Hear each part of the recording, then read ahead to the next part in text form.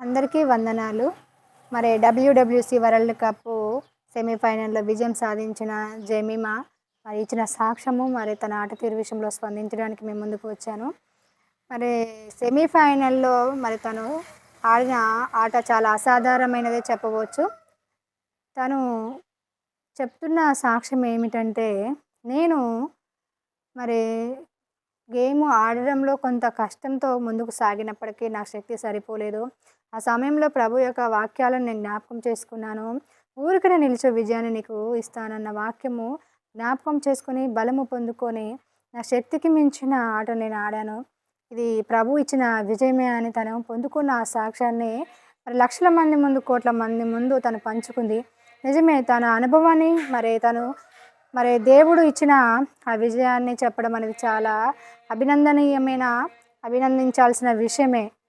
అంతేకాదు ఆ కుమార్తె ఇచ్చిన సాక్ష్యాన్ని మరి మనం చూసినట్లయితే, నేను ఆటలో కొంత బలము పొందుకొని ముందుకు సాగినప్పటికీ నా శక్తి సరిపోలేదు, నీరసించాను. మరి ప్రభు యొక్క వాక్యాన్ని నేను జ్ఞాపకం చేసుకొని, ఊరికనే నిలుచొని నీకు విజయాన్ని దయచేస్తానన్న వాక్యాన్ని జ్ఞాపకం చేసుకొని నేను గేమ్‌ను ముందుకు సాగించి మరి విజయంని సాధించడం అనేది జరిగిందని ప్రభు చేసిన మరి ఆ మేలులను కోట్ల మంది ముందు సాక్ష్యాన్ని పంచుకోవడం అనేది చాలా నిజంగా ఆశ్చర్యకరమైన విషయమే.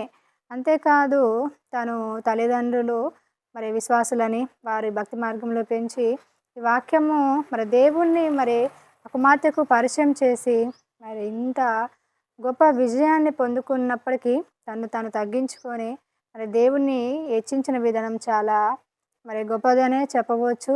అంతేకాదు, నేను తగ్గవలసి ఉంది, ప్రభు హెచ్చవలసి ఉందన్న విషయంలో మరి ఆ బిడ్డ వాక్యాలను మరి ఖచ్చితంగా పాటిస్తూ మరి తన జీవితంలో ముందుకు సాగుతుంది. అంతేకాదు, నన్ను గణపరచు వారిని నేను గణపరుస్తానన్న వాక్య రీతిగా ప్రభుని ఆ కుమార్తె గణపరిచింది. మరి ప్రభు ఆ కుమార్తెను కూడా గణపరిచారు. మరి దేవుడి బిడ్డలమైన మనము దేవుడు చేసిన మేలును మరి ఆయన ఇచ్చిన మరి ఏ విషయంలోనైనా మనము ప్రభుని మరి గణపరచడం అనేది ఎంతో మేలుకరమైన విషయమే.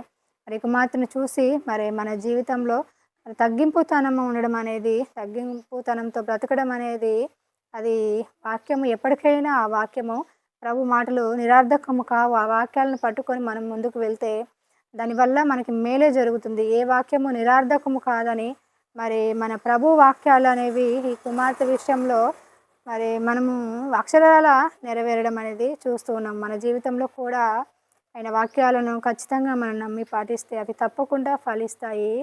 అంతేకాదు అంతేకాదు జెమిమా డబ్ల్యూడబ్ల్యూసీ వరల్డ్ కప్ సెమీఫైనల్‌లో మరి ఆడడం అంటే అది ఫైనల్ కంటే కొన్నిసార్లు టఫ్‌గానే ఉంటుంది. మరి అంత టఫ్ అంటే ఆస్ట్రేలియా వారితో పోటీ పడి మరి అంత టఫ్ ఉన్న ఆట తీరులో తను అంత విజయాన్ని సాధించింది. అంటే జెమిమా తను పొందుకున్న విజయంలో మరి లక్షల మంది ముందు, కోట్ల మంది ముందు తను ఇచ్చిన సాక్ష్యం నిజంగా చాలా గొప్పదని చెప్పవచ్చు. నేను కొంత బలము పొందుకొని ఆడినప్పటికీ నా శక్తి సరిపోలేదు. ఊరికనే నిలుచో నేను విజయం ఇస్తానన్న వాక్యాన్ని జ్ఞాపకం చేసుకొని బలము పొందుకొని ముందుకు సాగి మరి ఆ ఆటలో విజయం సాధించానని ప్రభు యొక్క నామాన్ని మరి మహిమపరిచింది ఆ కుమార్తె.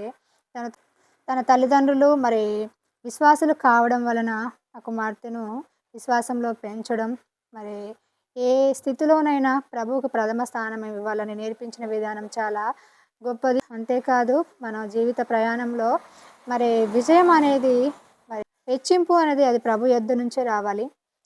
హెచ్చింపు అంతేకాదు, తను తగ్గించుకున్న వాడు హెచ్చించబడతాడన్న రీతిగా మరి ఆ బిడ్డ తగ్గింది, ప్రభుని హెచ్చించింది.